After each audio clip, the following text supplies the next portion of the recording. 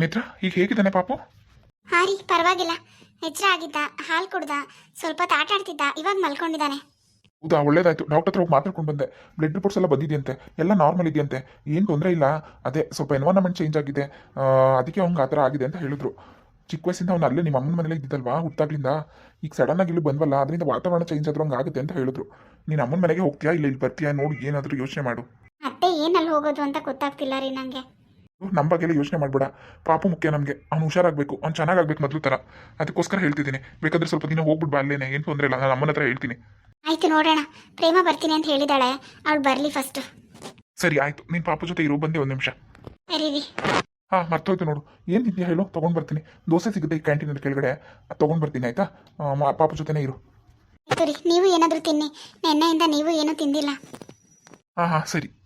ಪ್ರೇಮ ಬಂದ್ಯಾ? ಹಾಂ ನೇತ್ರ, ಬಂದೆ. ಪಾಪು ಹೇಗಿದ್ದಾನೀಗ? ಹುಷಾರಾ? ಡಾಕ್ಟ್ರ್ ಏನಂದ್ರು? ಏನೋ ಬ್ಲಡ್ ಟೆಸ್ಟ್ ಬರಬೇಕು ರಿಪೋರ್ಟ್ ಅಂತ ಹೇಳ್ತಿದ್ದೆ, ಬಂದಂತ ಏನಾದರೂ ಹೇಳಿದ್ರಾ? ಹಾಂ, ರಿಪೋರ್ಟ್ ಎಲ್ಲ ಬಂತು, ನಾರ್ಮಲ್ ಇದೆ, ಏನು ತೊಂದರೆ ಇಲ್ಲ ಅಂತ ಹೇಳಿದ್ರು ಡಾಕ್ಟ್ರು. ಅದೇ ಅವನು ಹುಟ್ಟಿದಾಗ್ಲಿಂದನೂ ಅಮ್ಮನ ಮನೆಯಲ್ಲೇ ಇದ್ದಿದ್ದಲ್ವಾ, ಸ್ವಲ್ಪ ಜಾಗ ಬದಲಾವಣೆ ಆದರೂ ಮಕ್ಳಿಗೆ ಹಂಗೆ ಆಗುತ್ತೆ ಸಡನ್ ಆಗಿ ಅಂತ ಹೇಳಿದ್ರು. ಅದರಿಂದ ಅವ್ನು ಹುಷಾರು ತಪ್ಪಿರ್ಬೋದು. ನೈಟೆಲ್ಲ ತುಂಬ ಅಳ್ತಿದ್ದ, ಅವ್ನು ನಿದ್ದೆ ಬರದೆ. ಅಂದ್ರಾಗಿ ಅದರಿಂದನೇ ತುಂಬ ಸುಸ್ತಾಗ್ಬಿಟ್ಟಿದ್ದ. ಈಗ ಪರವಾಗಿಲ್ಲ, ಎದ್ದು ಸ್ವಲ್ಪ ಹೊತ್ತು ಹಾಲು ಕುಡ್ದ, ಆಟ ಆಡ್ದ, ಈಗ ಮತ್ತೆ ಮಲ್ಕೊಂಡಿದ್ದಾನೆ. ಹೌದಾ? ನೀನು ಬೆಳಿಗ್ಗೆ ಹೇಳೋದು ನೋಡಿ ನಂಗೆ ಗಾಬರಿನೇ ಆಗೋಯ್ತು. ಸದ್ಯ ಹುಷಾರಾದ್ನಲ್ಲ ಬಿಡು. ಏನಂದ್ರು ನಿಮ್ಮ ಮನೆಯವರು? ಅದೇ ರಾಕೇಶ್ ಅವ್ರು ಹೇಳ್ತಿದ್ರು, ಪಾಪುನೇ ಮುಖ್ಯ, ಸುಮ್ಮನೆ ತಲೆ ಕೆಡ್ಸ್ಕೊಬೇಡ, ನೀನು ಅಮ್ಮನ ಮನೆಗೆ ಹೋಗಿ ಇನ್ನೊಂದು ಸ್ವಲ್ಪ ದಿನ ಇರು, ಅವ್ನು ಹುಷಾರಾಗಲಿ, ಚೆನ್ನಾಗಾಗಲಿ ಮೊದಲು ಥರ, ಆಮೇಲೆ ನೋಡೋಣ ಅಂತ.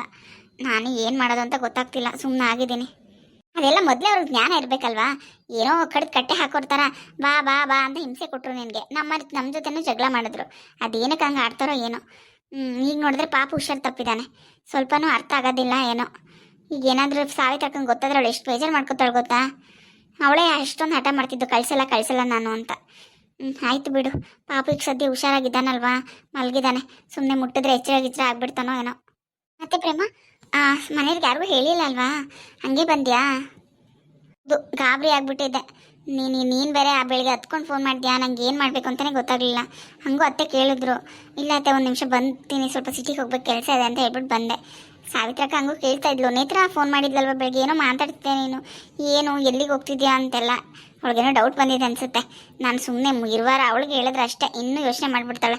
ಅದಕ್ಕೆ ನಾನು ಏನೂ ಹೇಳಿಲ್ಲ, ಬರ್ತೀನಿ ಇರು ಅಂತ ಹೇಳ್ಬಿಟ್ಟು ಬಂದೆ. ಸರಿ, ಹಾಗಿದ್ರೆ ಹೊರಡೋಣ.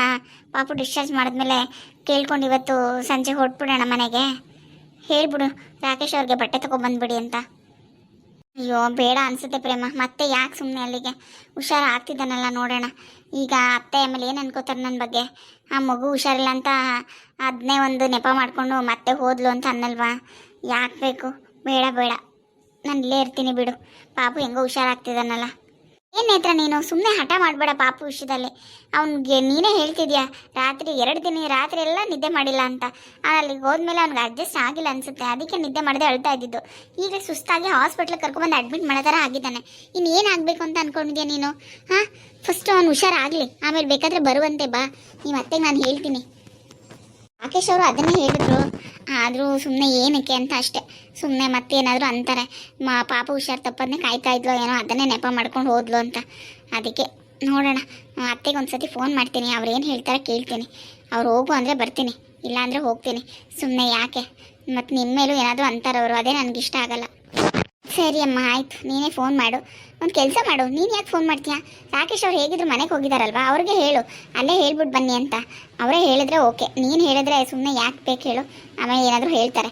ರಾಕೇಶ್ ಅವ್ರಿಗೆ ಹೇಳೋಕ್ಕೆ ಹೇಳು, ಅವರು ಓಕೆ ಕಳಿಸು ಅಂತ ಹೇಳಿದ್ರೆ ಹೋಗೋಕ್ಕಾಗುತ್ತೆ. ಹಾಂ ಪ್ರೇಮ, ಹಾಗೆ ಮಾಡ್ತೀನಿ. ಇದು ಮನೇಲಿ ಎಲ್ಲರೂ ಚೆನ್ನಾಗಿದ್ದಾರಾ? ಅಪ್ಪ ಬಂದ್ರಾ ಊರಿಂದ? ಹೇಗಿದ್ದಾರೆ? ಅದನ್ನೇ ನಿನ್ನ ಹತ್ರ ಹೇಳ್ಬೇಕು ಅಂದ್ಕೊಂಡೆ, ಮರ್ತ್ಬಿಟ್ಟೆ. ಮಾವ ಚೆನ್ನಾಗಿದ್ದಾರೆ, ಬಟ್ ಯಾಕೋ ಮೊದಲು ಥರ ಇಲ್ಲ, ಸ್ವಲ್ಪ ಮಂಕಾಗಿದ್ದಾರೆ. ರೂಮಿಂದ ಆಚೆನೇ ಬರ್ತಲ್ಲ, ಸುಮ್ಮನೆ ರೂಮಲ್ಲೇ ಊಟ ಮಾಡೋದು, ತಿಂಡಿ ಮಾಡೋದು, ಅಲ್ಲೇ ಮಲ್ಕೊಳ್ಳೋದು, ಅದೇ ಕೆಲಸ ಮಾಡ್ತಿದ್ದಾರೆ. ಇನ್ನೆಲ್ಲೂ ಹೋಗಲ್ಲ, ನಾನು ಸಾಯೋ ತನಕ ಇಲ್ಲೇ ಇರ್ತೀನಿ ಅಂತ ಹೇಳ್ತಾಯಿದ್ರು. ನೋಡೋಣ ಏನು ಮಾಡ್ತಾರೆ ಅಂತ. ಯಾಕಂತೆ ನಮ್ಮ ಚಿಕ್ಕಮ್ಮನ ಮಕ್ಕಳು ಸಾವಾಸ ಸಾಕಾಯ್ತಂತ? ಅದೆಲ್ಲ ಬಿಡು, ನೀನು ಅದ್ರ ಬಗ್ಗೆ ಎಲ್ಲ ತಲೆ ಕೆಡಿಸ್ಕೊಬೇಡ, ನಾನು ನೋಡ್ಕೋತೀನಿ. ನೀನು ಫಸ್ಟು ಪಾಪು ಬಗ್ಗೆ ಕಾನ್ಸಂಟ್ರೇಟ್ ಮಾಡು, ಅಷ್ಟೇ ಸಾಕು. ಸರಿ, ನೀನು ಈಗ ಮಾಡಿಬಿಡು ಫೋನು, ಶ್ರೀಕಾಂತ್ ಅವ್ರು ಬರುವಾಗ ಬಟ್ಟೆ ಎಲ್ಲ ತೊಗೊಂಡು ಬರಲಿ. ಸರಿ ಇರು. Hello hello. ಹಾಂ ನೇತ್ರ, ಹೇಳು. ಏನು ಇಲ್ಲ ರೀ, ಅದೇ ನೀವೇ ಊರಿಗೆ ಹೋಗು ಅಂತ ಹೇಳ್ತಿದ್ರಲ್ಲ, ಪ್ರೇಮ ಬಂದಿದ್ದಾಳೆ. ಪಾಪನ ಕರ್ಕೊಂಡು ಊರಿಗೆ ಹೋಗ್ಲಾ ಏನು? ಅತ್ತೆನ ಕೇಳ್ಬಿಟ್ಟು ಒಂದು ಮಾತು ಹೇಳ್ರಿ. ಅತ್ತೆ ಸುಮ್ಮನೆ ಬೇಜಾರು ಮಾಡ್ಕೋತಾರೆ. ಇಲ್ಲ ಅಂದರೆ ಅವ್ರು ಹೋಗು ಅಂದರೆ ಹೋಗ್ತೀನಿ, ಇಲ್ಲ ಅಂದರೆ ನಾನು ಡಿಸ್ಚಾರ್ಜ್ ಮಾಡಿಸ್ಕೊಂಡು ಮನೆಗೆ ಬಂದುಬಿಡ್ತೀನಿ. ಪ್ರೇಮ ಇದ್ದಾಳಲ್ಲ, ಅವಳ ಹತ್ರನೇ ಬಿಡಿಸ್ಕೊಳ್ತೀನಿ. ನೀವೇನು ಮತ್ತೆ ಬರೋದು ಬೇಡ, ಅದಕ್ಕೆ ಕೇಳ್ತಾ ಇದ್ದೀನಿ. ಇಲ್ಲ ಇಲ್ಲ, ನಾನು ಅಮ್ಮನ ಹತ್ರ ಮಾತಾಡಿದ್ದೀನಿ. ಕರ್ಕೊಂಡು ಹೋಗಿ ಹೇಳಿದ್ದಾರೆ, ಕಳಿಸ್ಬಿಡು, ಸ್ವಲ್ಪ ದಿನ ಇದ್ಬಿಟ್ಟು ಬರಲಿ, ಅವ್ನು ಹುಷಾರಾಗೋ ತನಕ ಅಂತ. ಅವ್ರಿಗೂ ಪಾಪುನೇ ಮುಖ್ಯ ಅಲ್ವಾ, ಅವ್ರೇನು ಹೇಳಲ್ಲ. ಅವರೇ ಹೇಳಿದ್ರು, ನೀನು ರೆಡಿಯಾಗು, ನಿಂದು ಏನೇನು ಬಟ್ಟೆ ಬೇಕು ಹೇಳು, ನಾನು ತೊಗೊಂಡು ಬಂದ್ಬಿಡ್ತೀನಿ. ಪಾಪದ್ದು ನಿಂದು ಎಲ್ಲ ಒಂದು ಸ್ವಲ್ಪ ದಿನ ಇದ್ಬಿಟ್ಟು ಬರುವಂತೆ. ಸರಿ ರೀ, ಹಾಗಿದ್ರೆ ನಂದು ಸ್ವಲ್ಪ ಬಟ್ಟೆ ತೊಗೊಂಡು ಪಾಪು ಬಟ್ಟೆಗಳೆಲ್ಲ ತೊಗೊಂಡು ಬಂದುಬಿಡಿ ಹಾಸ್ಪಿಟ್ಲಿಗೆ. ಸರಿ, ಓಕೆ. ಏನಂತೇನಿದ್ರ? ಏನಂದ್ರು? ಹಾಂ ಪ್ರೇಮ, ಹೋಗಕ್ಕೆ ಹೇಳಿದ್ರಂತೆ ಅತ್ತೆ. ಬಟ್ಟೆಗಳೆಲ್ಲ ಪ್ಯಾಕ್ ಮಾಡ್ಕೊಂಡು ತೊಗೊಂಡು ಬರ್ತೀನಿ ಅಂತ ಹೇಳಿದ್ರು. ಸರು ಡಾಕ್ಟ್ರು ಡಿಸ್ಚಾರ್ಜ್ ಮಾಡ್ತೀನಿ ಇವಾಗ ಅಂತ ಹೇಳಿದ್ದಾರೆ. ಹೊರಡೋಣ ಹಾಗಿದ್ರೆ. ಅಮ್ಮ ಅವ್ರಿಗೆ ಏನು ಈಗಲೇ ಫೋನ್ ಮಾಡಿ ಹೇಳೋದು ಬೇಡ, ಮನೆಗೆ ಹೋದ್ಮೇಲೆ ಹೇಳಿದ್ರೆ ಆಯ್ತಲ್ವಾ? ಹಾಂ ಹೌದು, ಹಾಗೆ ಮಾಡೋಣ. ಪಾಪು ಹುಷಾರಿಲ್ಲ ಅಂತ ಕೇಳಿ ಸ್ವಲ್ಪ ಬೇಜಾರು ಮಾಡ್ಕೋತಾರೆ ಅಷ್ಟೇ. ಬಟ್ ಅವ್ರು ನೀವಿಬ್ಬರು ಅಲ್ಲಿಗೆ ಹೋಗೋದು ನೋಡಿ ತುಂಬ ಖುಷಿ ಪಡ್ತಾರೆ ಇಬ್ಬರು. ಏನು ತೊಂದರೆ ಇಲ್ಲ, ಡೈರೆಕ್ಟಾಗಿ ಹೋಗೋಣ. ಸರಿ ಪ್ರೇಮ, ಆಯಿತು ಹಾಗಿದ್ರೆ. ನೋಡು ನೇತ್ರ, ಅಲ್ಲಿಗೆ ಹೋದ್ಮೇಲೆ ಮತ್ತೆ ಹೊಡ್ತೀನಿ ಅಂತ ಹಠ ಮಾಡಬೇಡ. ನಿಮ್ಮ ಮನೆಯವ್ರಿಗೂ ಹೇಳು, ಸ್ವಲ್ಪ ಹುಷಾರಾಗಿ ಆರಾಮಾಗಿ ಆಗಲಿ. ಪಾಪು ತಾನೇ ಮುಖ್ಯ ನಮಗೆ, ನಮಗಾಗಲಿ ನಿಮ್ಗಾಗಲಿ. ಇವನೇ ಮೊದಲನೇ ಮೊಮ್ಮಗು ನಮ್ಮ ಇಡೀ ಫ್ಯಾಮಿಲಿಗೆ. ಅವ್ನು ಚೆನ್ನಾಗಿ ನೋಡ್ಕೋಬೇಕು ಅನ್ನೋ ಆಸೆ ನಮ್ಮ ಮನೆಯವ್ರಿಗೆ ಇರಲ್ವಾ? ನಿಮ್ಗಾದ್ರೆ ವಿದ್ಯೆ ಇದ್ದಾಳೆ, ಅದಕ್ಕೆ ಅವ್ರು ಹಾಗೆ ಆಡ್ತಾರೆ. ಆದರೆ ನಮಗೆ ಇವನೇ ಎಲ್ಲ. ಹೌದು ಪ್ರೇಮ, ಆಯಿತು ಬಿಡು, ಈಗ ಆಯ್ತಲ್ಲ, ಹೋಗೋಣ. ಹೋದ್ಮೇಲೆ ಪಾಪು ಪೂರ್ತಿ ಹುಷಾರಾಗಲಿ, ಆಮೇಲೆ ನಾನೇ ಡಿಸೈಡ್ ಮಾಡ್ತೀನಿ ಹೋಗೋದಾ ಬೇಡವಾ ಅಂತ. ಅವ್ರ ಮಾತೆಲ್ಲ ನಾನು ಕೇಳಲ್ಲ, ನನ್ನ ಮಗನೇ ತಾನೇ ಮುಖ್ಯ. ಹೌದಾ, ಸರಿ ಹಾಗಿದ್ರೆ ನಾನು ಡಾಕ್ಟರ್ ಹತ್ರ ಹೋಗಿ ಮಾತಾಡ್ಕೊಂಡು ಬಂದುಬಿಡ್ತೀನಿ. ಡಿಸ್ಚಾರ್ಜ್ ಆಗೋದು ಎಷ್ಟೊತ್ತಾಗುತ್ತೆ ಏನು ಅಂತ ಕೇಳಿಕೊಂಡು ಅಷ್ಟೊತ್ತಿಗೆ ರಾಕೇಶ್ ಅವ್ರು ಬಂದುಬಿಟ್ರೆ ಬ್ಯಾಗೆಲ್ಲ ತೊಗೊಂಡು ಹೊರಡೋಕ್ಕೆ ಸರಿ ಹೋಗುತ್ತೆ. ಸರಿ ಪ್ರೇಮ, ಆಯಿತು, ನೀನು ಹೋಗಿ ಕೇಳ್ಕೊಂಡು ಬಾ. ಒಂದು ಕಡೆ ಮನೆಗೆ ಹೋಗ್ತಿದ್ದೀನಲ್ಲ ಮತ್ತೆ ಅಂತ ಖುಷಿ ಆಗ್ತಿದೆ, ಇನ್ನೊಂದು ಕಡೆ ನನ್ನ ಮಗನಿಗೆ ಈ ಥರ ಹುಷಾರು ತಪ್ಪಿಸ್ಕೊಂಡು ಹೋಗೋವಂಥ ಪರಿಸ್ಥಿತಿ ಬಂತಲ್ಲ ಅಂತ ಬೇಜಾರಾಗ್ತಿದೆ. ಪಾಪನ ನೋಡಿದ್ರೆ ಅಮ್ಮನೂ ಸಾವಿತ್ರಿ ಅತ್ತಿಗೆನೂ ತುಂಬ ಬೇಜಾರು ಮಾಡ್ಕೊಬಿಡ್ತಾರೆ, ಹಿಂಗಾಗಿದ್ದಾನಲ್ಲ ಅಂತ. 2 ದಿನಕ್ಕೆ ಎಷ್ಟೊಂದು ಸ್ವರ್ಗ ಹೋಗಿದ್ದಾನೆ ನನ್ನ ಮಗ, ಹಿಂಗೆಲ್ಲ ಆಗೋಯ್ತು. ಛೇ,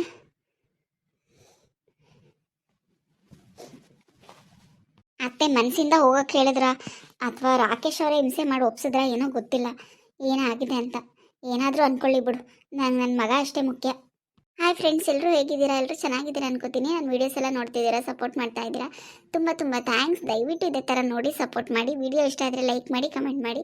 ದಯವಿಟ್ಟು ಯಾರು ಸಬ್ಸ್ಕ್ರೈಬ್ ಮಾಡಿದ್ರೆ ವಿಡಿಯೋ ನೋಡ್ತಿದ್ದೀರೋ ದಯವಿಟ್ಟು ಸಬ್ಸ್ಕ್ರೈಬ್ ಮಾಡ್ಕೊಂಡು ನೋಡಿ ಪ್ಲೀಸ್. Thank you.